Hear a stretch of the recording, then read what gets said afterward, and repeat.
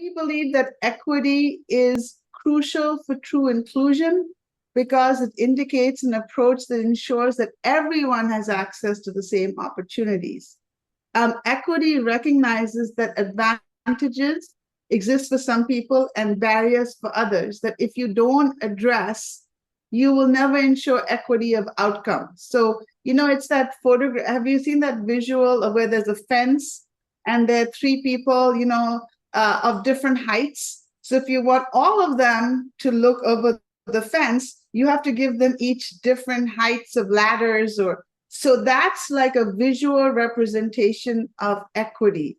Equity acknowledges that people have unequal starting places for a host of reasons, and equity is a commitment to correct and address that imbalance. And really, it refers to fair treatment for all people so that norms, practices, and policies in the workplace in particular ensure that identity is not predictive of opportunity or workplace outcomes, right?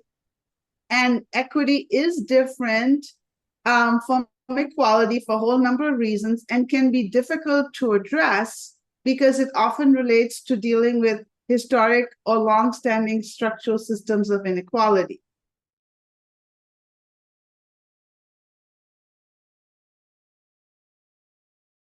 Some people say DEI, some people say DEIB, some people say DIBA, some people say DEIA. So we're dealing in a sector that is alphabet soup. Having said that, we still think that equity is really important because dropping the word equity undermines the rights of equal opportunity for everyone. And I think it can also be viewed as a signal of misunderstanding what it means to create an inclusive workspace, right? So let's say people drop equity, and their focus is on inclusion, which I am seeing, of course. And I think that equity is an important signal of values, right? And an important signal of the entire framework because it says that you recognize and understand the inequalities that are inherent in many societies and that perpetuate dominant narratives, right? And it involves creating an environment where differences are welcome, valued, and embraced, right? So that's a crucial element of inclusion. But also, I want to point out that equity is where legal compliance resides.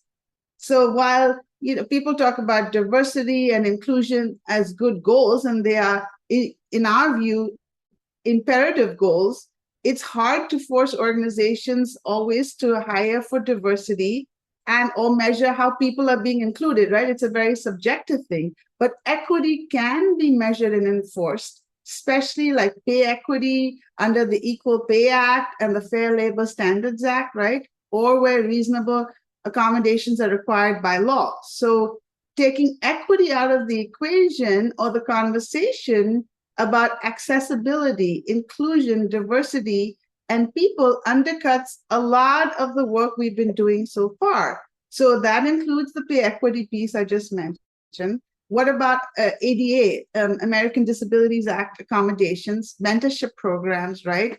And supports for working parents. These are all equity initiatives, right? So let me give you another example, right?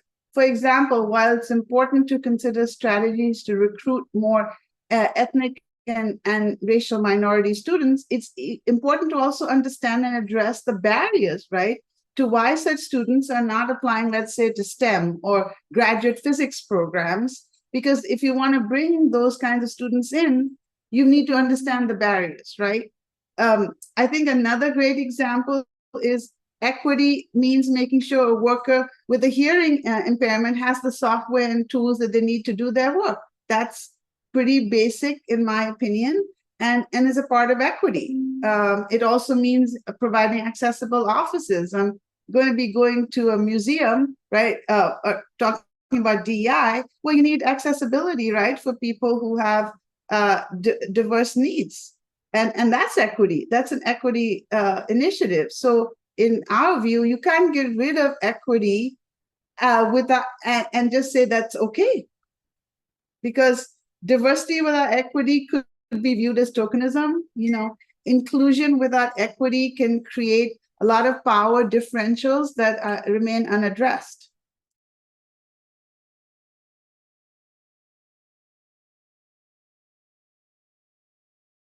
There is anecdotal evidence, not just companies, but institutions of higher education are certainly stepping back from the use of the term equity and focusing more on inclusion. And while understanding that inclusion without equity is not possible, true inclusion is not possible. So yes, we are seeing that, and certainly my view is that it reflects the growing backlash against DEI led by conservative activists. And people, and so organizations are, again, in this alphabet soup world, emphasizing different elements of DEIB.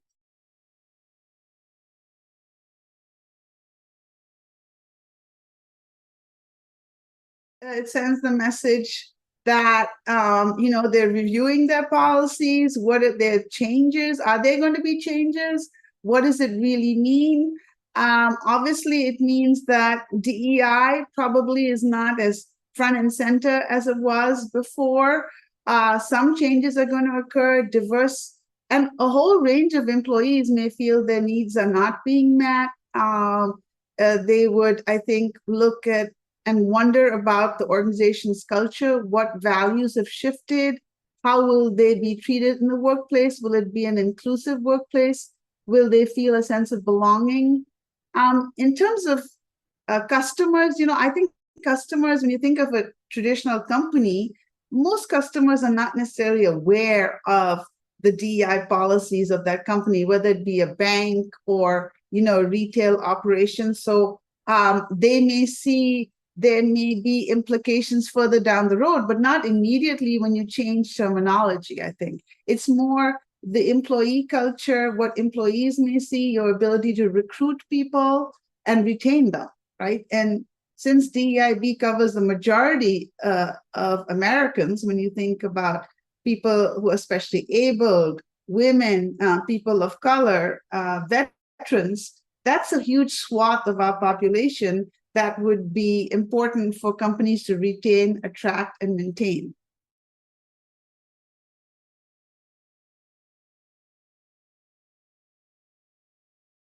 I think the legal compliance part's not going to change. The ADA, the Fair Labor Act, think about pay equity. That is a crucial element of every society, and certainly our society, right?